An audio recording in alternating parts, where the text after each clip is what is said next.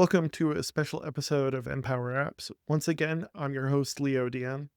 Today, we're going to do a review of 2024 for me personally and what 2025 will look like.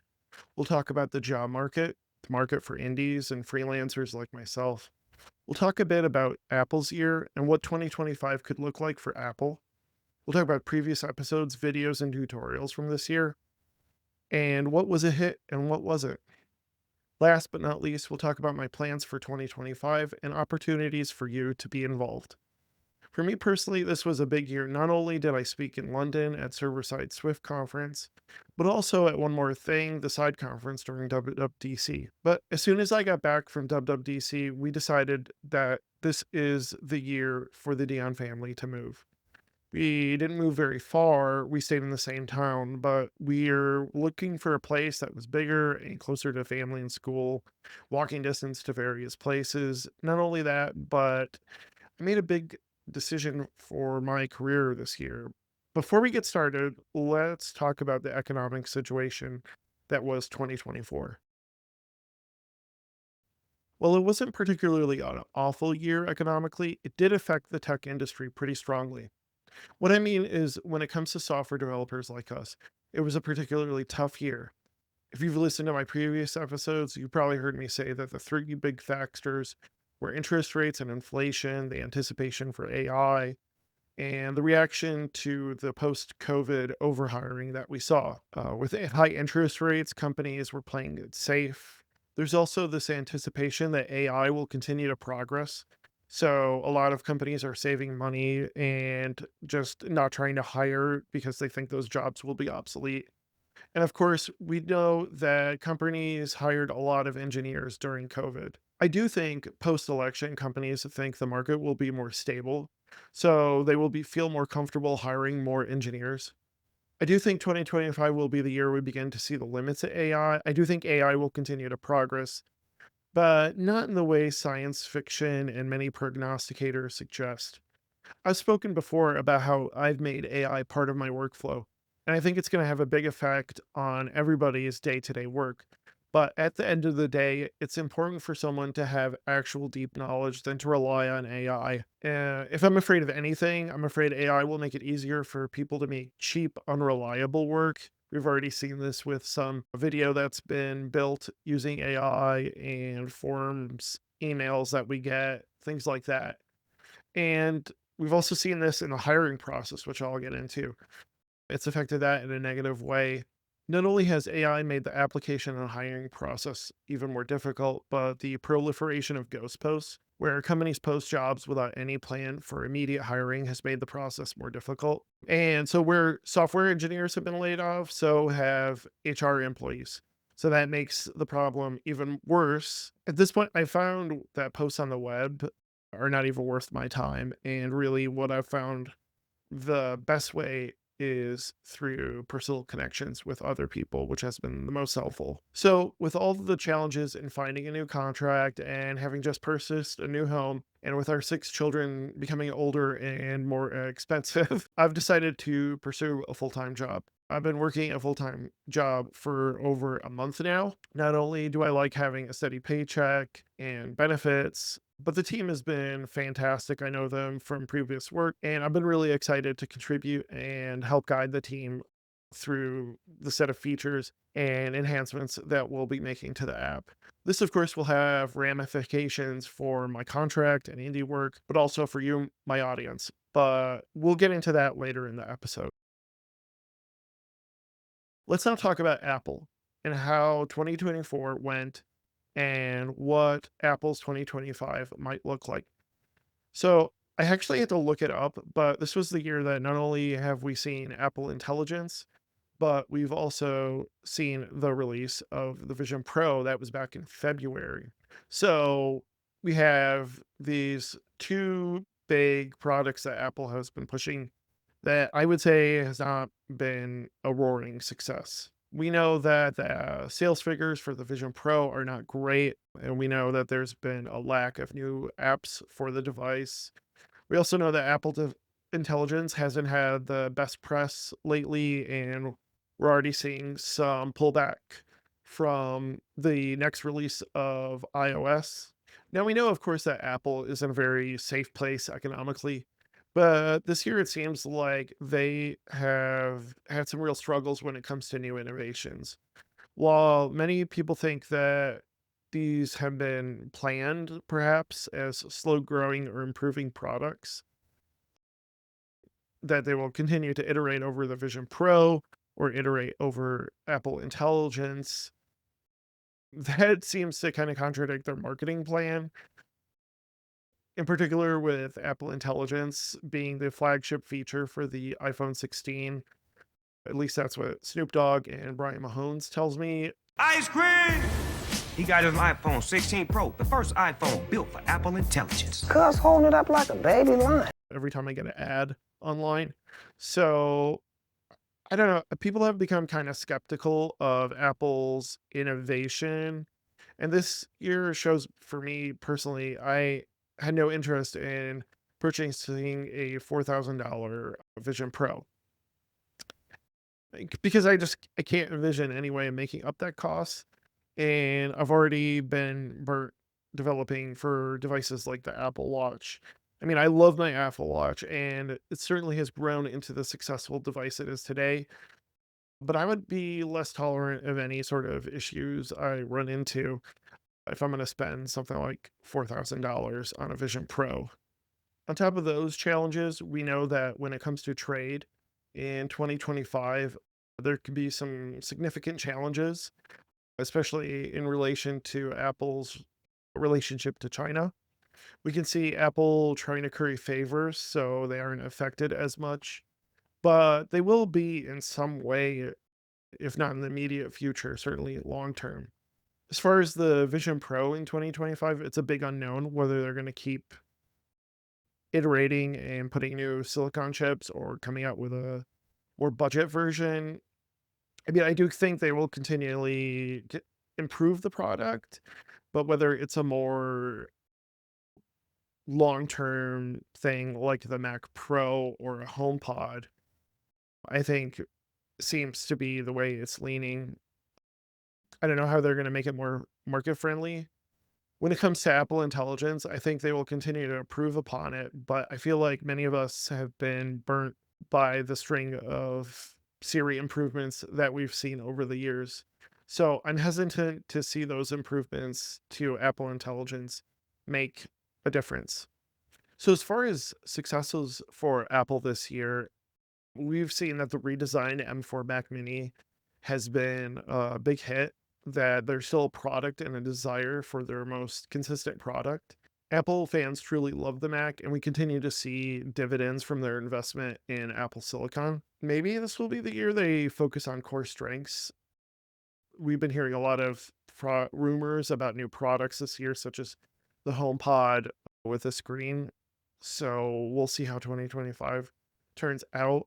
I do want to note one thing where Apple has tried to grow revenue has been services such as iCloud, Apple TV Plus, Apple Music, as iPhone sales have pretty much slumped or plateaued. As far as a developer, I'm sure many of those services were written in Java many years ago. If my trip to London is any indication, with the announcement of Swift Java interop, I am sure there's a drive for Apple to migrate those services over to Swift, which I think goes to show you that Swift will continue to be a big part of Apple's development. I would include server-side Swift will continue to be a good skill to have. So now that we've talked about Apple, let's get into what specific topics people were interested in this year. So in 2024, I looked at all the statistics from the podcast, from YouTube, and from my blog, and just kind of looked at what I saw was the big picture. So it comes as no surprise, probably, that Swift UI is really popular still. Any episode that mentions Swift UI gets a ton of views, listens. So that will be something I'm going to continue investing in for this year, whether it's migrating from UIKit or dealing with state change or interesting animations, anything like that. A lot of people are interested in Swift 6 and the future of Swift. We've had Matt on several times, and it seems you folks really enjoy his take and his tips he offers when it comes to developing in Swift 6 or migrating to Swift 6.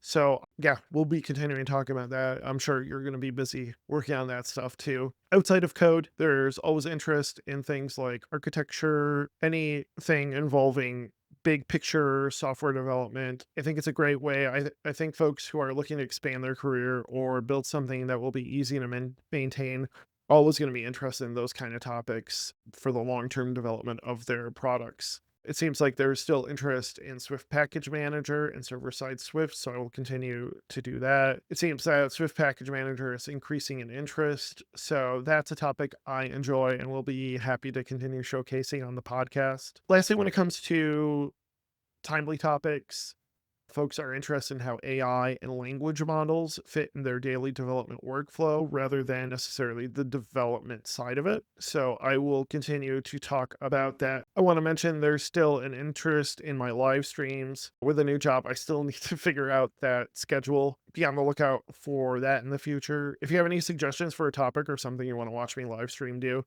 please do let me know. I'd greatly appreciate it. Let's talk about my future plans for 2025.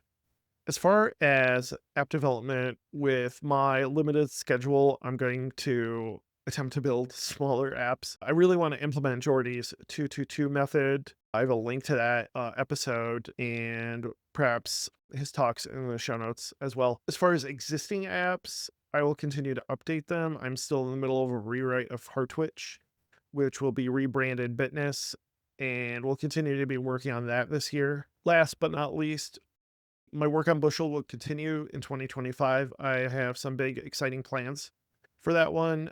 I can reveal something now that I've already begun open sourcing part of Bushel's code.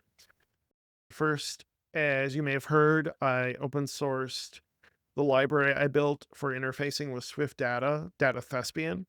Data Thespian allows you to use model actors to query and interface with Swift data in the background. Already written a series of tutorials. If you follow me on social, which you can check out in the show notes below, there will be more tutorials coming out regarding things like synchronization and notifications. So be sure to follow me on social media or subscribe to the newsletter to get those. I'm going to be open sourcing the Swift UI views, the reusable pieces from Bushel. This library will be called Radiant Kit, and I will be writing a series of blog posts and documentation for that as well. Be on the lookout for that. Last but not least is Bushel Kit. I need to add more documentation and build that out more, but I'm planning to open source parts of Bushel that can be open source. Things like easy access to a CLI, allowing for third-party development of anything. Lastly, I am finishing up package DSL. I've talked about that before. It's a specification and a set of code which allows you to easily create large and complex Swift packages. I'll be including documentation, a command line tool, and more soon. So, like I said, follow me, listen to the podcast, read the newsletter to hear more about that as well. I will be continuing to focus on the podcast in 2025, but it will be more focus. Part of looking at the analytics was looking at what months were the most popular. It's pretty revealing that months around WWDC and September, when the iPhone is released, tend to be the biggest months of the year. So I will really be focusing on those and taking more time off of recording in the more quiet months, like I did with January as well. I want to create more focused episodes on topics which you really like. One thing I've learned is how much you also like my written content, so I will focus even more on that as far as tutorials and blog posts. We've already talked about the Swift data stuff, and there'll be more stuff about Swift Package Manager and some of the open source projects I'll be working on. Lastly, concerning Bright Digit contract work, that will not stop. I still have existing clients and clients who are interested. but I'll be looking for subcontractors. So if you're someone who can help me and my team with existing work or new work, let me know. I'm specifically, of course, I'm looking for iOS developers, but with the projects that I have, I do a lot of macOS development, watchOS development, HealthKit, server side Swift. If you're somebody who knows about Swift and also has done any Vue.js or TypeScript work, that would be really helpful as well. So if that's something you're interested in, reach out to me. You can email me at leo@brightdigit.com. Send me your resume and any info regarding what you're looking for or your availability or rate. Before I close out, I wanted to thank you, the audience. It has been a real inspiration for me to continue recording, sharing my thoughts. It's a great opportunity for me to talk to folks who are 10 times smarter than me, and I enjoy it. And I hope you've enjoyed listening to me as well. Talking about development, the Apple space, and Swift development, those are things I enjoy. And that inspiration from you telling me how much you love the show will continue to guide me in 2025. I also want to especially thank my Patreon audience. That has been fantastic. If there's anything you would like from me, I know you've really enjoyed the early access stuff and just kind of getting an inside scoop on what I've been working on, like this script here. Thank you so much for your contribution. I will continue to share exclusive content and give you early access to those articles and tutorials, and getting your feedback and your support has been greatly, greatly inspired me. I'm looking forward to 2025 and continuing to produce content for you. If you have any suggestions or comments, please reach out and let me know. The If you don't want to join my Patreon, you definitely should be looking into subscribing to my newsletter. I'll have a link to that in the show notes as well. And least you can do perhaps is, and I say this every episode, is put a review in for the podcast. That would be greatly appreciated. Or if you're watching this on YouTube, like and subscribe as well. It's a great way for me to know what you like and what you enjoy. I enjoy making this, so I am going to continue in 2025 going pretty well. I hope you had a wonderful 2024, and I look forward to speaking to you again. Bye, everyone.